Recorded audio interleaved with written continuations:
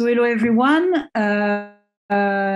So first, thank you for giving me the opportunity to talk about the star formation processes, and more specifically, I was asked to talk about protostars and young disks, and to give a bit a perspective of the main challenges that remain to be addressed to reach a good understanding of these objects and of the physics, of course, that is at work to form them. So I'm going to try to give you a few hints of what I think is important. It's going to be a very biased point of view because, of course, in 20-25 minutes, it's very difficult to make a full perspective of a field that is so dynamic first and large. So I just wanted to remind you first the typical scales and typical conditions that I'm gonna be talking about in the remaining of the talk. I'm going to talk about mostly embedded protostars. So embedded protostars are really the very first seeds of stars. I will not go through the typical evolutionary sequence that I think most of you know quite well. But there are objects that are deeply embedded most of the time within filamentary structures of the ISM. Like you can see, I don't know if you see my mouse, but you can see on the left-hand side, this is a Mambo map of the Serpentine filament. And if you zoom inside this filament, you find these overdensities that are cores, and some of them are forming stars.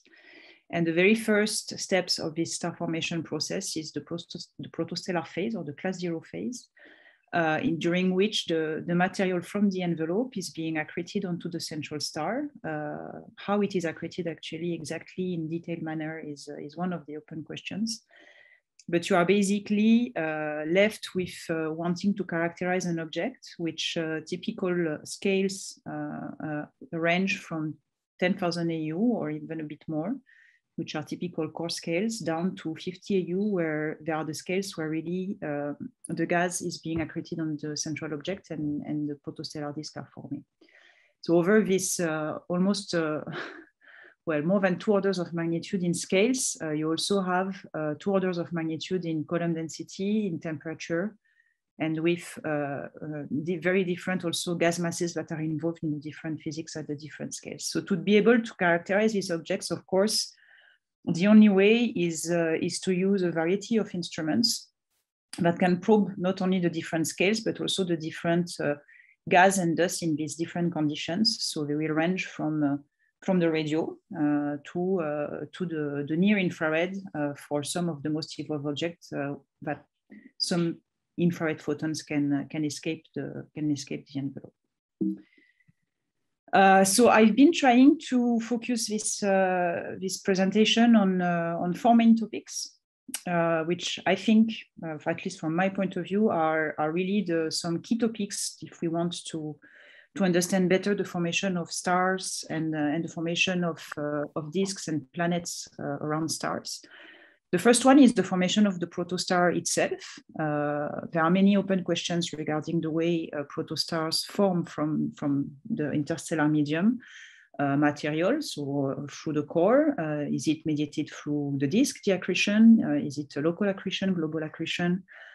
Is it episodic? Is it smooth? Is it fast? Is it slow? All these questions are still very open. And I think the current generation of instruments and the next generation of instruments should be able to shed light on these questions. The second topic is regarding the disks and the protoplanets that may form in these disks. We need to investigate the properties of these disks, and we need to try to see whether we are able to trace the protoplanets that may be forming into them. I will go through this. The third one is the magnetic fields. The magnetic fields have been always a bit the wolf in the shed, as we say, but it's only very recently that we managed to map them at these scales. And now that we managed to map them, we need to be able to understand them, which is actually also a difficult question, and understand the role they have during the physical processes that form the star and the disk. And the final one, if I have a bit of time, I would like to make a point about the dust. We use the dust to trace the mass in these objects, but also the temperature and so on. And I think we have clear indication now that we actually have very few constraints on the real nature of this dust. And we need to understand it not only because we use it as a tracer, but because it's also the dust that is actually building the very first disks in which the seeds of planets will form. So it's very different if you start with big dust or with small dust and with dust that is coupled to the field or not. So I think this is something that is taking a lot of momentum these days. I will not address many other topics like the chemistry. I think Anna will talk about this in the next talk, and actually Benoit and Mathilde already did. I will not address massive star formation because I'm not an expert, so I will not feel comfortable talking about this, nor some other big questions that are very interesting, such as protostellar feedback, star formation rates. I apologize, and I had to choose what to present. So let's start with protostars.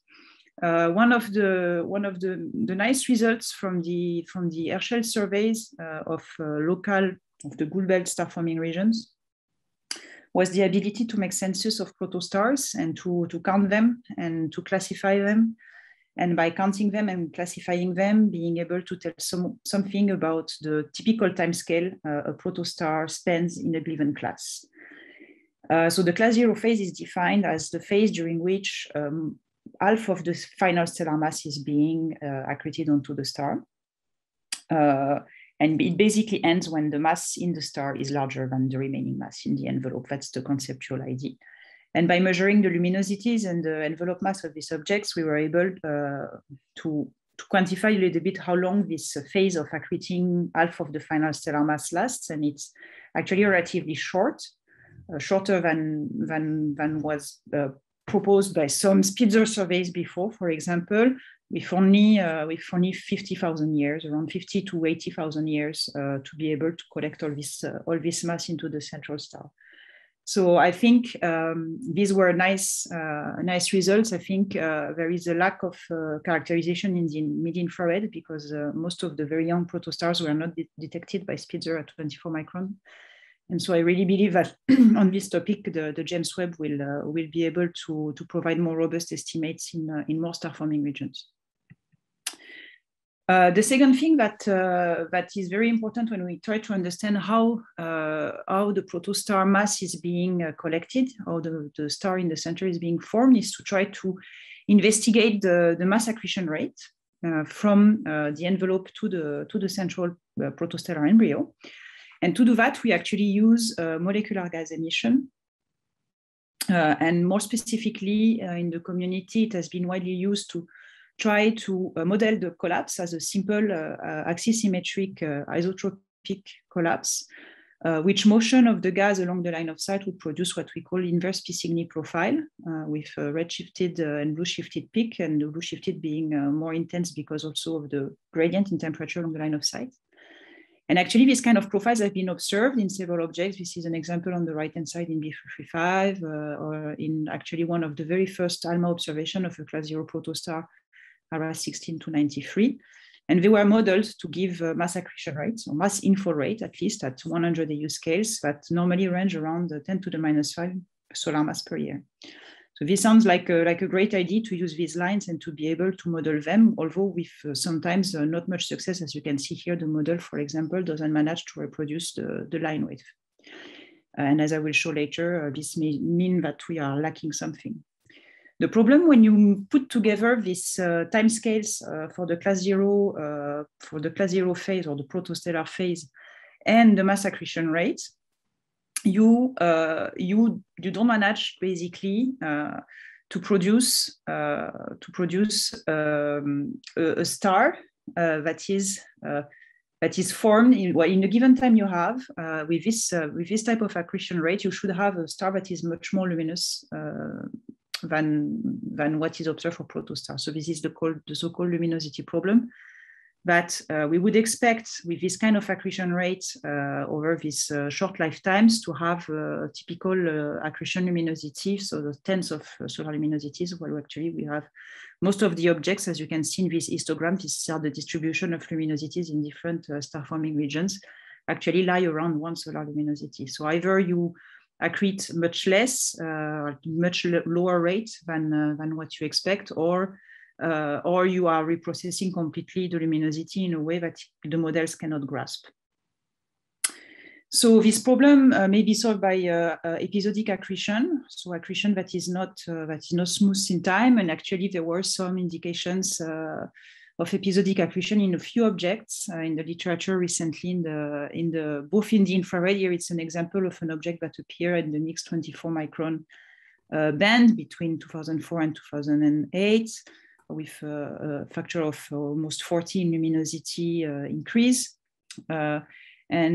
But with the same object, didn't show any luminosity increase in the radio wavelength. So the question was how to understand this, the fact that the infrared fluxes could be very variable, while the radio fluxes seem to be quite stable. And this also points towards the need of having multi-wavelengths monitoring campaigns of protostars to check whether indeed they are accreting in an episodic way, which would be an idea to solve the luminosity problem and to understand actually how stellar masses are being assembled. Another question is how to reconcile the different tracers of mass accretion rate. This is an example. It's a bit of a busy slide, but it's an example from the HOPS survey of Orion protostars, what looked at class 0 and class 1 protostars. And I just want you to focus on the right-hand side here, where you see basically that the luminosity, the accretion luminosity that is being measured using the bracket gamma line is very different actually, or doesn't scale with the bolometric luminosity that is being derived by the modeling of the SED and is basically driven mostly by the submillimeter fluxes. So to get good diagnostics is difficult for these subjects for the accretion. And actually, it's quite clear that in the coming decades, the use or simultaneous use of ALMA and NOIMA to look at molecular line emission, but also James Webb, maybe the Origin Space Telescope. I don't know if the results of the decadal are out. I think we are waiting for them. But also METIS on the ELT will allow to access with good sensitivity some of the typical tracers of accretion shocks, including in these embedded objects, and to shed light on this issue, trying to understand exactly how the mass in the core is being transferred to the central star. For the variability also, we could use X-rays, and I just wanted with these slides to show that basically there is a sensitivity issue, but also a spatial resolution issue. The problem in the current single dish from the ground is that they can probe the envelope scales. Herschel was able to probe the peak of the SED. James Webb may be able to probe the infrared, but we really need the development of mid-infrared instrumentation, such as METIS with a very large angular resolution to be able to, well, very good angular resolution, to be able to distinguish also the different components in these objects between the disk, the outflow. There are many, the structure is complex and you need angular resolution. So what about disks? Well, I think I will try to drive you through some very simple results that I've been presenting already several times in the past couple of years. So I apologize if you have seen that already a lot of times.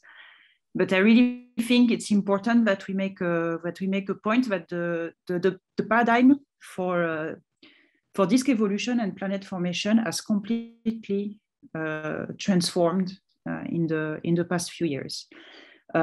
Before the recent ALMA surveys, most of the T-Tauri disks that were observed were actually bright objects, rather large objects that were characterized with a poor angular resolution, but also very few tracers. Okay, this was what we could do before the development of ALMA and NOIMA and the very powerful interferometers that we have now.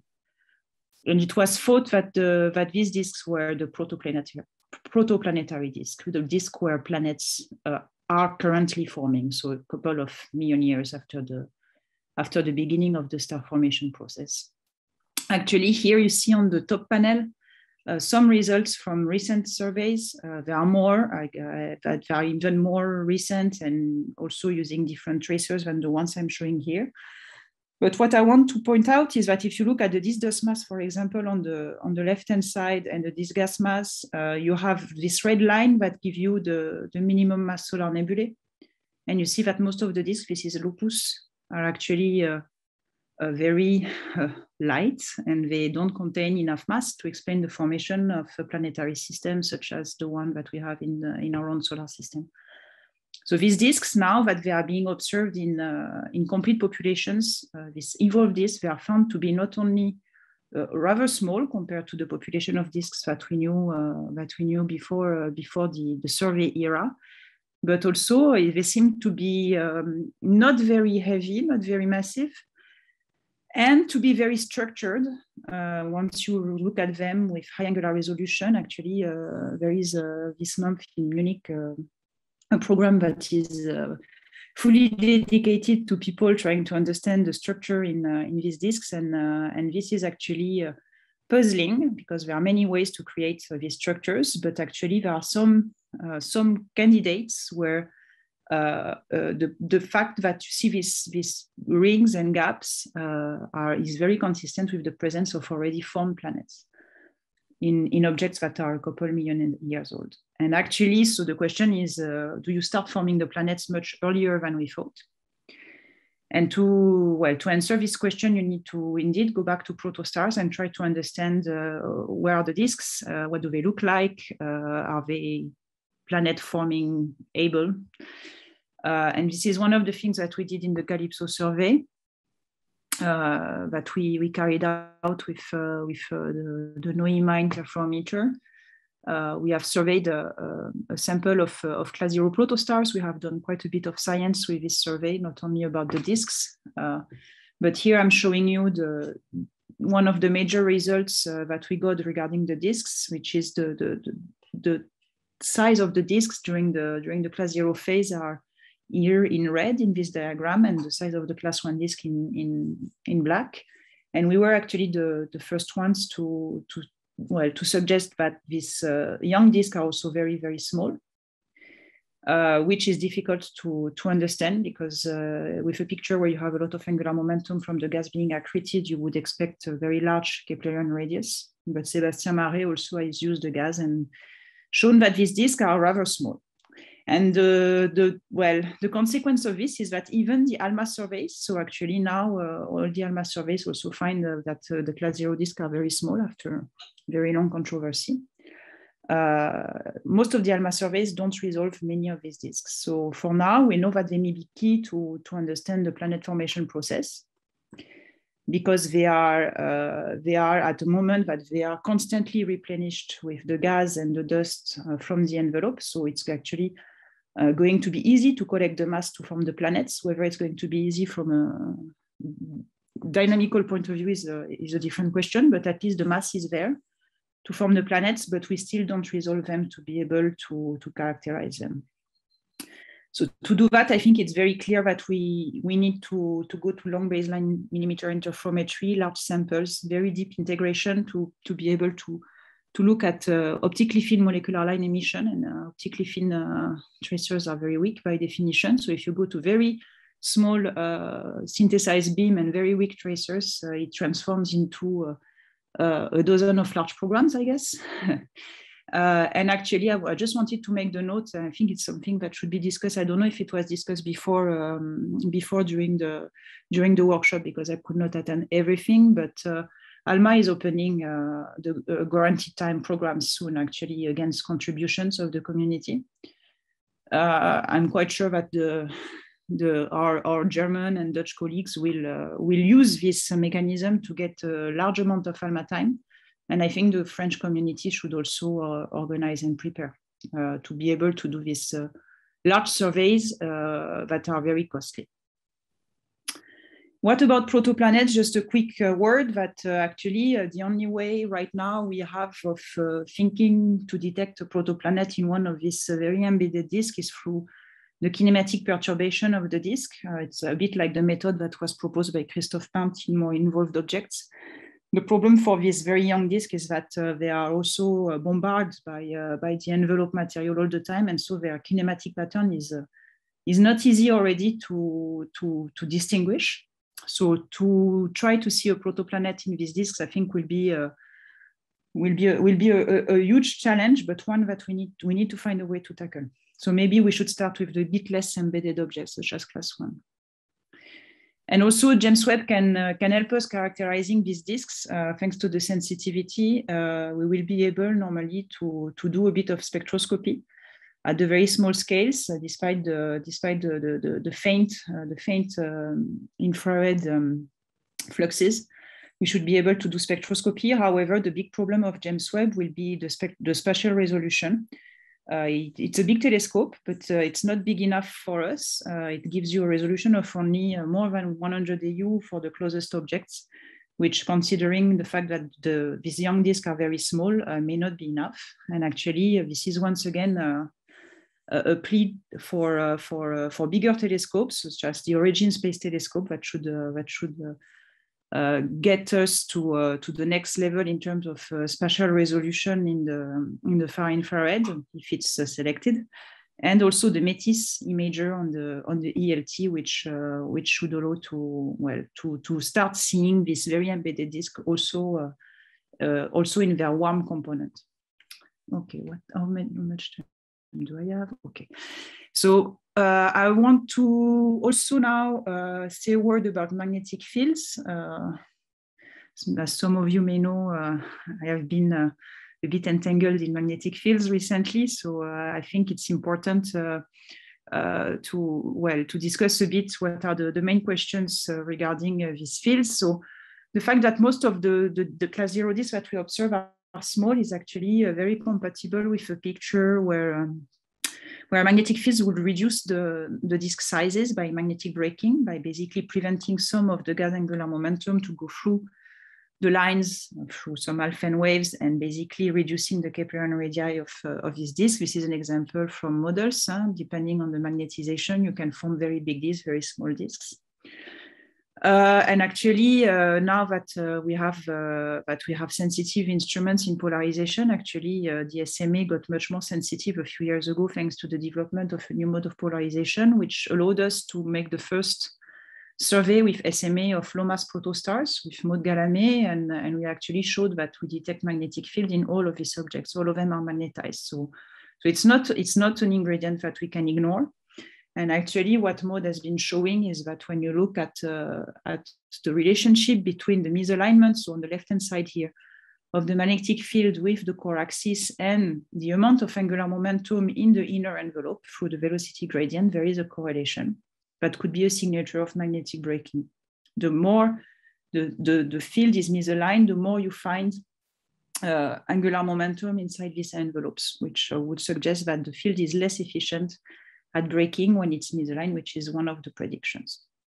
Not going to go into details on this, but this is a first clue that the magnetic field should be considered. It's dynamically relevant.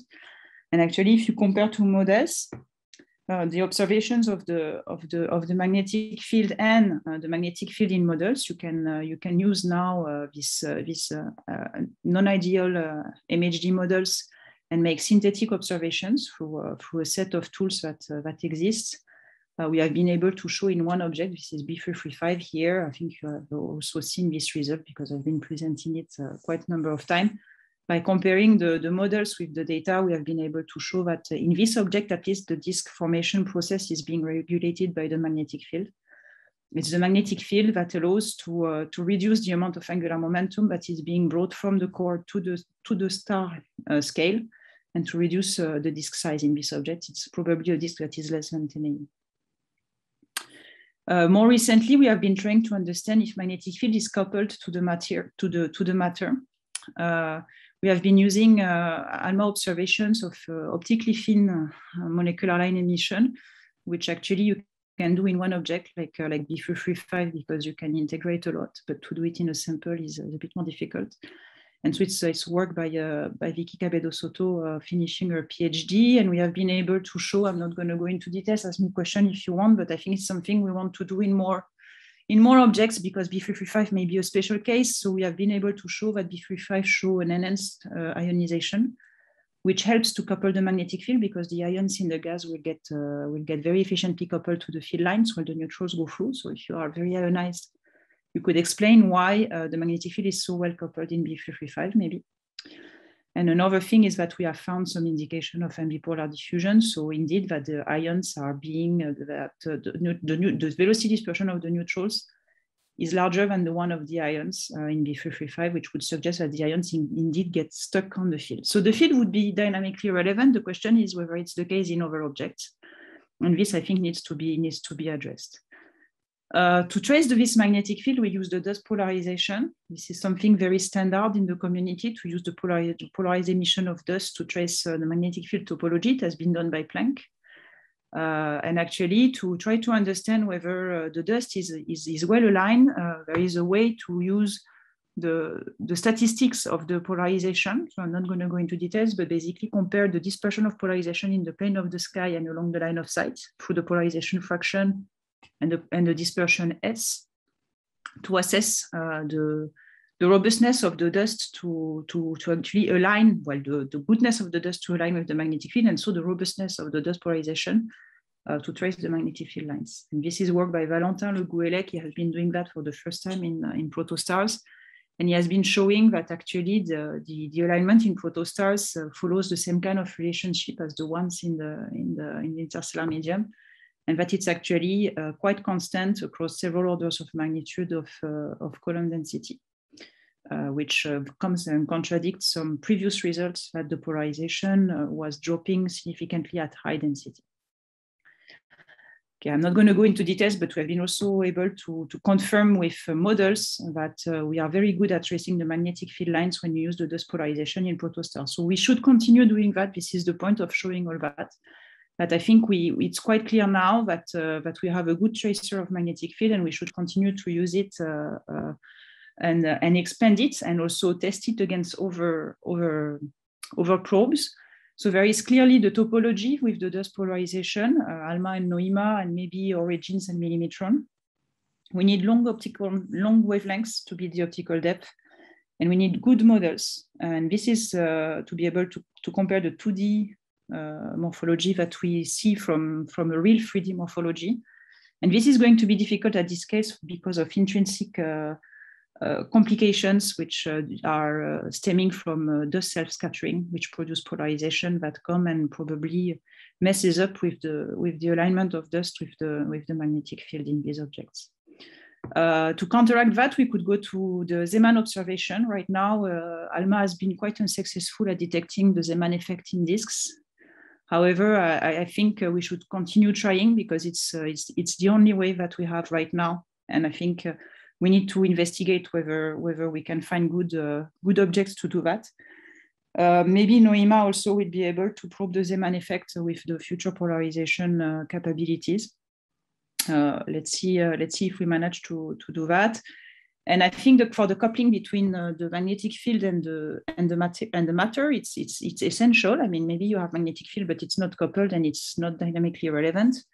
We really need to be able to trace some ionization tracers, both in the molecular line emission, but also with James Webb in some neon sulfur lines, and compare also this ionization to the gas kinematics and the B field structure. Okay, so I'm almost out of time, so I'm going to go very quickly on dust. I will go directly to some results that we have obtained, and we are not the only ones actually, to show that the dust behaves oddly in these embedded objects. On the top row here, you have models of the dust polarized emission from Valesca Valdivia, published 2 years ago, that show that the polarization fraction that is observed here in this box, in this gray box, can only be reproduced with very large grains in envelopes. And actually, Maud Galamé also found independent suggestion But the dust emissivity is actually suggesting also very large grains already in these class 0 envelopes. So this suggests that we don't really understand the dust.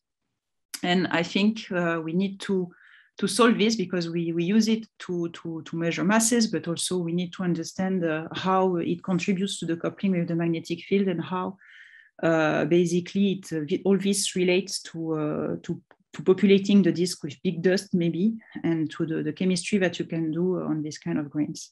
So this is something that one can do with James Webb also in absorption, but also with at larger scales with a big single dish to get dust emissivities in the sub-millimeter and millimeter wavelengths.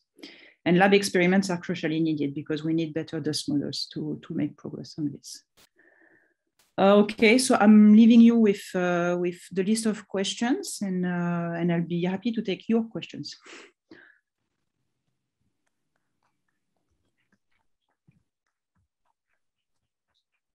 Thank you, Anaëlle. Maybe we have time for one or two quick questions. I don't see any on the Google Doc, but maybe sometime there are. Then I need to refresh that. So, can you tell me who has a question? Jérôme has a question. Go ahead. Jérôme. So, you spoke about ALMA guaranteed large program, and I don't understand what do you refer to. What's the deal? Well, there was a proposition made to the ESAC. I think it's public knowledge. I'm aware of that because we are setting something up within the EcoGAL project using this scheme. There is a new scheme that is being submitted now and probably will be made available in the coming year, that ALMA will offer guaranteed time to consortium who come with contributions. So it's basically the same kind of scheme that one can have also at IRAM with NOIMA, with the MIOP, for example, program of the Max Planck. So what is the cost of 1 hour? So I don't know exactly. I think it depends very much. It depends very much on I guess, on the technical specifications. I could figure it out from what we got in terms of for the EcoGAL consortium, but I think probably it's in the ESAC documents. I don't know if it was that detailed. Maybe someone from the ESAC is in the room and can tell us more about this. And it's a bit premature. I mean, indeed, it was discussed at ESAC, but with no full green light. So the outcome is first, wait a bit. Second, I think the goal was also, given the very high pressure, not to go too far in this direction. So I don't think it's meant for large programs. I think what was said is that the amount of GTO would be small because it will be in phase with ALMA development, and the amount of GTO has to stay small. Otherwise, I think they would be a no-go from the community. I mean, the community recognizes it may be useful, but this needs still to be discussed at various levels within ISO. So I don't think it's ready yet. Anyway, maybe because with EcoGAL you work with Leonardo Testi, who is still managing ALMA. So you have information in advance, but no. This comes from the from the ESAC document. So this is actually even the ESAC documents are not public. So I don't know how you get these. No, they are public on the ISO web. They are public on the ISO webpage, Marie-Yvonne. This information is not available on the web. So okay. Anyway, I think the cost per hour at ALMA is extremely high. It's very high. It's very high. I mean, to give an idea, I think for EcoGAL, what we are talking about is to have it's a really an order of magnitude, because I don't have the exact numbers in mind, but I think we are talking about, if I'm not wrong, I think basically for 1 million you get something like 50 hours. if you're lucky. Yeah, something like this. I mean, it's the order of magnitude. Maybe it's a factor of 1.5 from that, but it's the order of magnitude. It's expensive, of course. But I think as a community, my point of saying that is, as a community, this is an effort that could be done. No, going through our funding agencies to propose developments. We have labs also in France that actually make instrumentation that could be very useful in different ways for upgrades of ALMA. And so I'm quite sure, talking with Evine actually here in Munich this week, that the Dutch, for example, are aware of this possibility and are preparing very actively. I know, but I think it's premature. I think this will come, but probably a few years from now, because what I heard is that they will offer this, but probably it will take some time. So for sure, the incentive was to support the technical development, mostly the hardware. Mm-hmm. But I think ALMA is complex, so I'm not sure you will get 50 hours. My understanding, what was said, was less than that, so I don't know. I think maybe next year we'll know more. Yes. No. But my point is, I think once again, I mean, let's go slowly. I mean, it's one of the schemes. I mean, it would be too bad that we know it's coming and we don't act, and basically, some people come better prepared at the moment that it's becoming available. Which we know that the pressure on ALMA is high. That's the point, no? So if there is a way to get a bit more of time, thanks to some developments, I think this is something as a community we should be aware of and start thinking of. I'm not saying that we need to put all the efforts in this direction, but ALMA is competitive, but we need it to make progress on the star formation questions that we have. So at least I would consider it. I mean, that's my point of view. Maybe you can take Laurent Pagani's question before we move on. Laurent? It was not really a question, it was more a remark, because Anaël, you mentioned that you have to move to Origins. You were pleading for Origins because it's a bigger dish than GWST, but the wavelengths being much longer, the final resolution will be worse, not better. So, wow. Yeah, No, I agree with you. I mean, it's far infrared indeed. So the resolution is worse, but to probe the structures at this temperature, so which basically they're also larger scale structures. So in the end, they are very complementary, I think. Oh yes, they are complementary. But I think the higher spatial resolution is more about METIS. Which I think could be also a very nice instrument to use. In the far infrared, we would need to go to an interferometer in space, which is a very attractive idea, to be honest. The question is whether it's mature. Oh, thank you. Well,